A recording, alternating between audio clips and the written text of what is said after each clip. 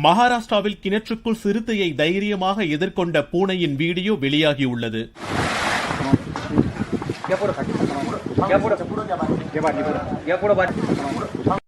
நாசிக் மாவட்டத்தில் பூனையை துரத்திச் சென்ற சிறுத்தை கிணற்றுக்குள் விழுந்ததாக கூறப்படுகிறது. அப்போது சிறுத்தையை கண்டு அஞ்சாத பூனை அதனை நேருக்கு நேர் எதிர்கொண்டது. பிறகு சிறுத்தையை கிணற்றுக்குள் விழுந்ததை அறிந்த வனத்துறையினர் அதனை மீட்டு வனப்பகுதியில் விட்டனர்.